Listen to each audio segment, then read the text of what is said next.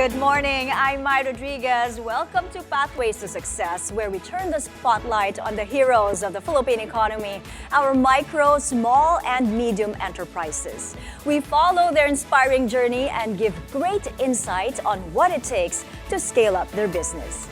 Nowadays, we treat pets like family members with their own special needs and wants. Whether it's giving them the best grooming experience, booking a stay at a luxury pet hotel, or even planning for their aftercare, the pet care industry is growing at a rapid pace. The shift towards premium pet care has opened up all kinds of exciting opportunities for entrepreneurs, but also brought new challenges to the table. We're lucky to have a guest with us today who's not only been at the forefront of this change, but has built a thriving business around it. Today, we're joined by Marga Carpio, Dr. Marga, a veterinary expert. She'll share insights on how businesses are evolving, the challenges they face, and what's next for the pet care sector. Dr. Marga, welcome to the show. Thank you so much, Mai. It's so good to have you here because there's a lot of exciting changes, a lot of things happening in the pet care industry, right? So I'd like to know, what was the spark that got you started in veterinary medicine? Well, as a child, I've always loved animals. I was lucky enough to grow in a household. My parents loved animals. I grew up with them. And this turned into a career. So in college, I took up veterinary medicine in UP, and where I got more exposed to the different sorts of practices around animals. But my heart always belonged to dogs and cats and exotic pets, so primarily that's what my practice is about. Yes, we came from the same university, by the way, so I know Dr. Marga personally. I'd like to know, how did that passion lead you to starting your own veterinary clinic, and when was the year that you first started this? Right, so growing up, my dad was a physician, but there was always a limitation to the medicines and the medical care that my own dogs had access to, growing up. And as I went to college and during my travels in the United States, I would see that the clinics there were really, really way ahead of the clinics and hospitals that were here. So after graduation, I knew I wanted to go there and to have a feel of the best practices that are happening around the world, and wanted to make sure that the Philippines would be able to offer that. So that is where Vets in Practice, started. Myself and 3 other founding partners, we all had experience abroad in Singapore, in the US, and we wanted to bring the best practices back home. The other way around, the best resources, practices, bring them back home and then practice here in our country. I'm curious, you said from the US, you saw what it was like. What was the stark difference from how it was back then there in the US to how we were doing it here? Right, so it's everything from facilities, number one. During the time, in the early 2000s, it was mostly smaller clinics, very limited hospitals, and then diagnostics was very backward. We had to use human labs, extract blood from the animals and send the samples to the human labs. And that meant that we have to have a 2 to 3 day wait before we can actually do something for our patients. Yes, I know what it's like now, because I just had a dog that needed special attention. And I saw that right in the clinic, they now do diagnostics there. You can get the results in about 30 minutes to an hour. Right, that's true. Back in 2000, we had to bring in that machine ourselves. It was not available in the Philippines, but we knew that this kind of more sophisticated laboratory equipment and was all available in other parts of the country. Also medicines. We would have to bring them ourselves because it limited the care that we wanted to give to our patients. And thankfully, after 21 years, these companies are now in the Philippines. We have CT scans, we have laser machines, in-house laboratory diagnostic equipment that all were not available. Even the best medicines now that has made animal care much easier and has alleviated a lot of diseases and saved lives. Well, thank God for vets in practice. 21 years in the business. Congratulations to you. Now, with the rise of premium services for pet care, how has the demand for innovation and expertise changed the way you operate your business? Oh, we have to be on top of our game. Being at the forefront, we always think that we want to be ahead. We always want to innovate, keep our practice up to standards worldwide, and make it available to the Filipino market. Well, in any business, innovation is key, right? So Yes. what is the most rewarding part of, running this business and from building a community among I feel really very blessed because I'm in an industry, I've made a living out of saving lives. So bottom line, we're able to save lives, improve and affect the lives of our pets, our patients' families, but also communities. As veterinarians, we're able to help communities in times of needs and calamities, and also help the community in terms of public health concerns and all these things really setting up a business and a practice that we believe in with genuine compassion has placed us in a position to be able to do that. Tell us, aside from the business side of it, how do you give back? You were talking earlier about your missions for pets. Right. Yes. So I really love doing CSR work. I feel veterinarians have a very special place. Like in the Philippines, during calamities, there are floods several times a year. Recently, a big one was the Taal volcano. So veterinarians had to be in the forefront, really, I remember that. of saving and many, animals. I know inadvertently they left their pets behind, Yes, right? because unfortunately, LGUs don't have evacuation plans for animals. Other countries like Japan, in the Western countries, there's evacuation plans for animals too. But in the Philippines, it's mostly only for people. So nobody knew what to do with the animals. And we're not only talking about pets, which is more of an emotional tie and concern that we have with our pets. We're talking about the livelihood of millions of Filipinos. Their goats, their horses, their kalabaw nila, di ba? Pamumuhay nila yan. It mattered to them. They would risk their lives and go to danger zones just to keep them fed. They did not want to leave it. Your appeal to the government, or maybe for the private sector also, to help and support, like in this aspect, like you said, there's no evacuation plan for animals. We really need evacuation. We need to change our legislature. I think all LGUs, especially in calamity-prone areas, should have evacuation plans for animals as well, because you cannot save people's lives if they're exposing themselves and taking risks, exposing themselves to dangerous situations just to save their animals. Okay, something has to be done about that right now. Okay, we have more to discuss on the growth of the pet care industry, pathways to success. We'll be right back. Stay with us.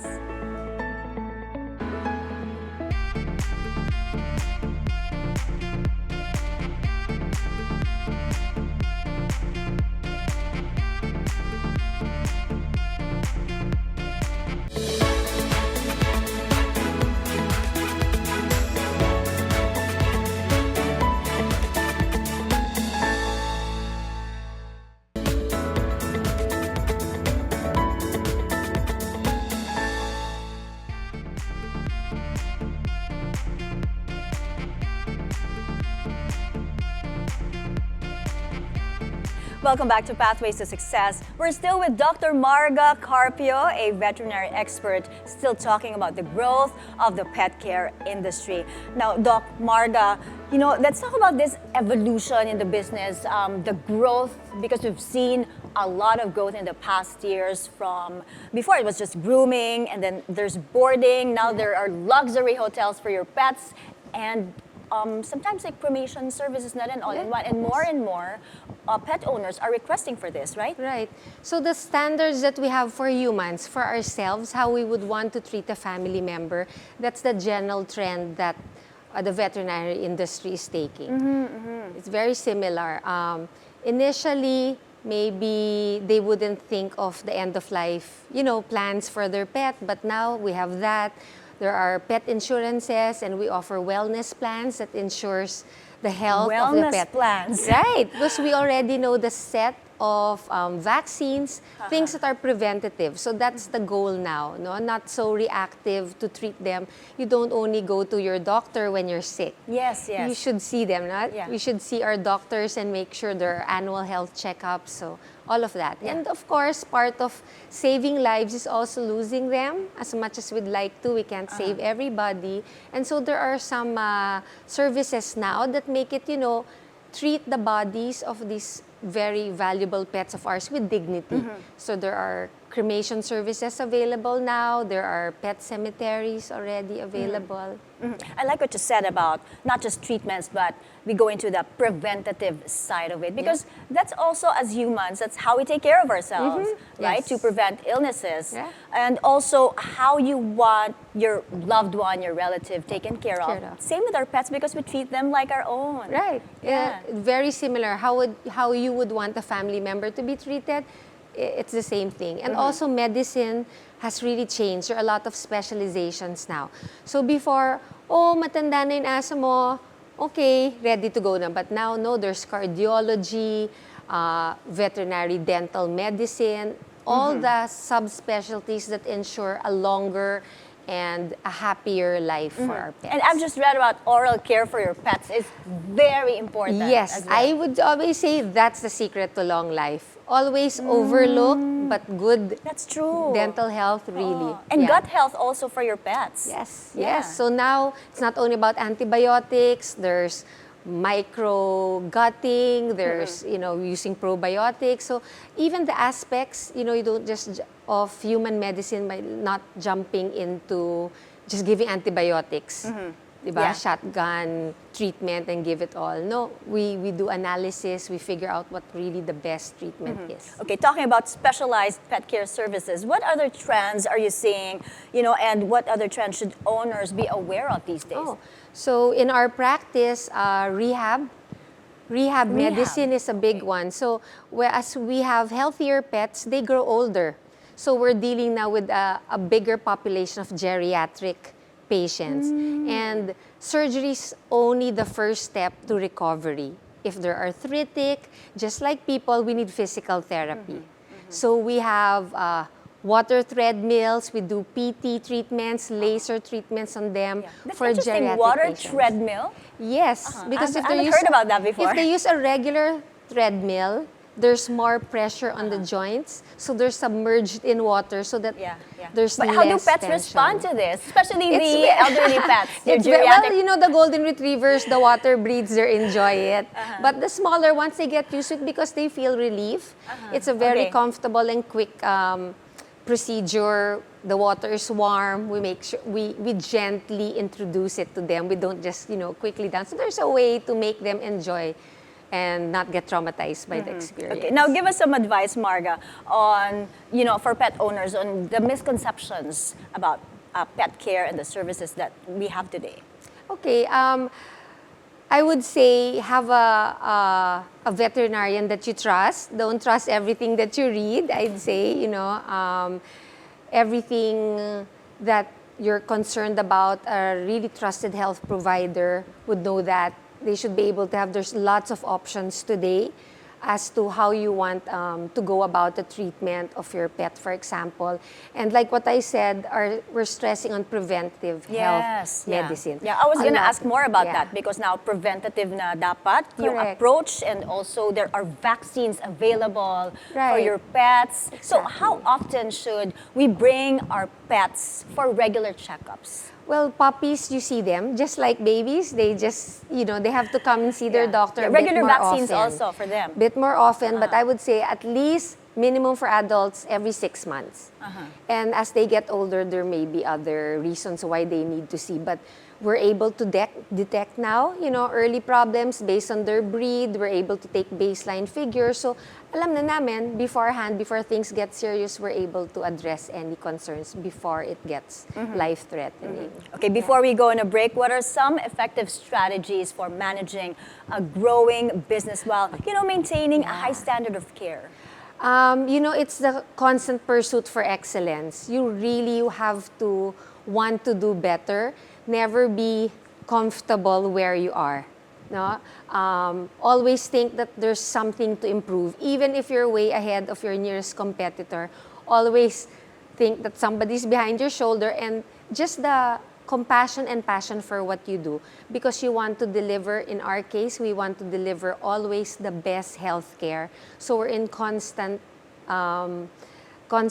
we want to innovate, we want to improve our services, not only for our pets. The medical side is easy, but there's also the client, the client-customer relationship that we need to take care of. Okay, I'm curious about the availability of skilled professionals here in the Philippines. Do we have enough excellent skilled vets here?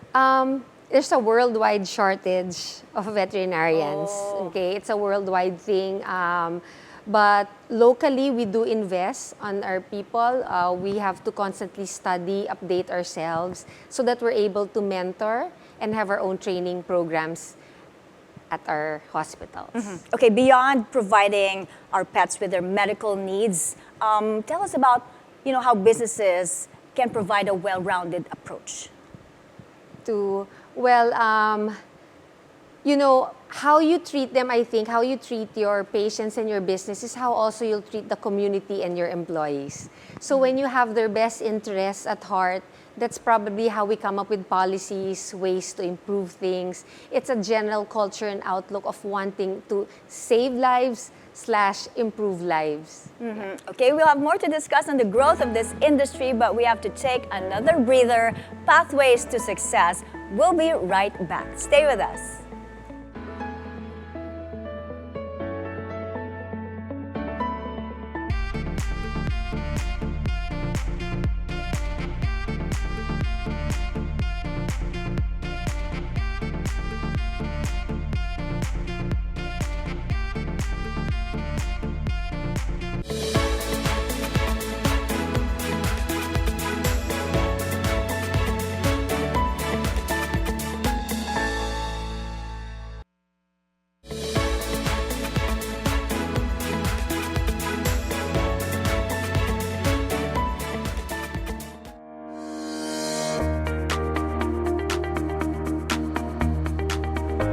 Welcome back to Pathways to Success. Which city is leading the economic race in the National Capital Region? According to the Philippine Statistics Authority's inaugural report on the provincial product account for the NCR, Parañaque City emerged as the fastest growing economy with a growth rate of 8.7% in 2023.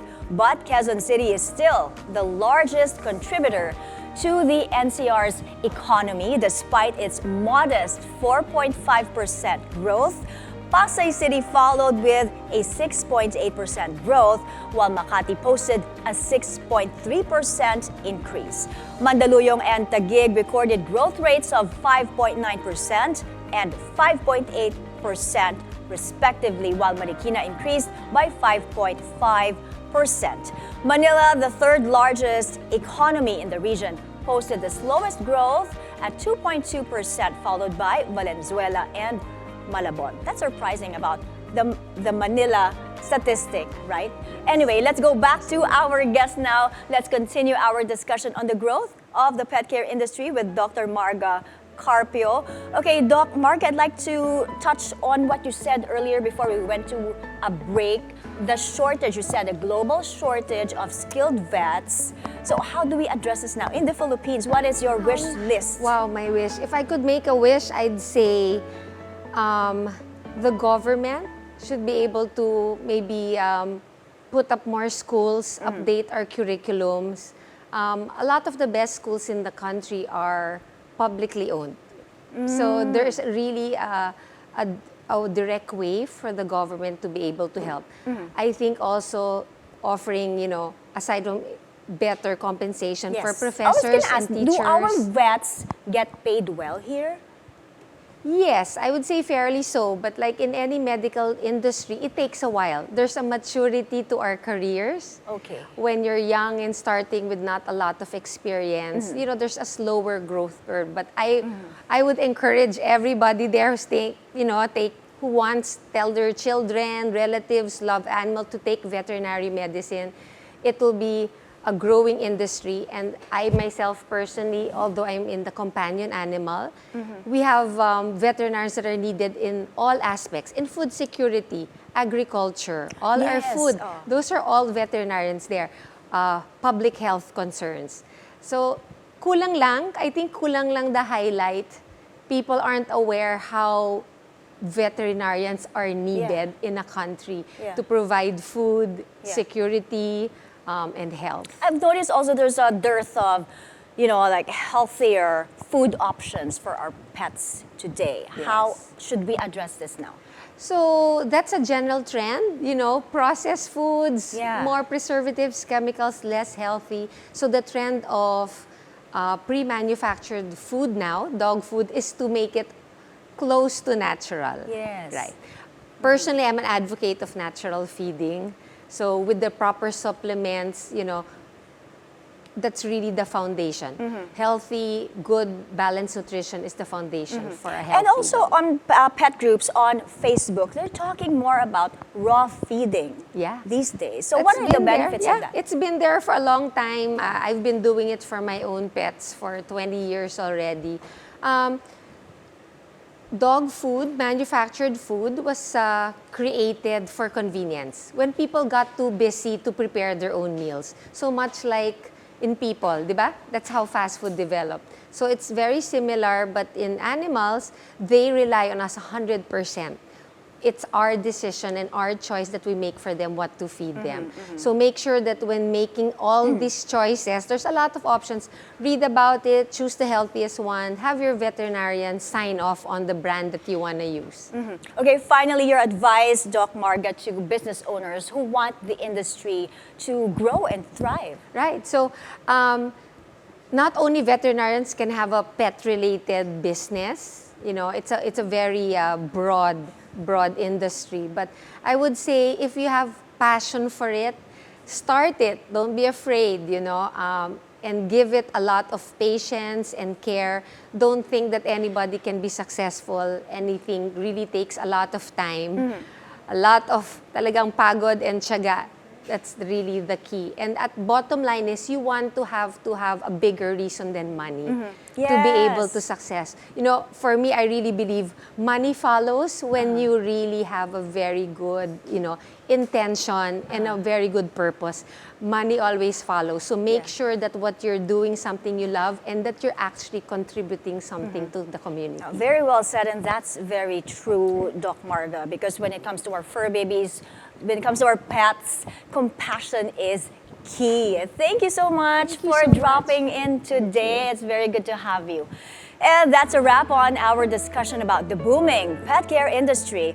Definitely a trending business this year. We've learned that it's not just about pampering our pets, but creating a space where compassion meets innovation.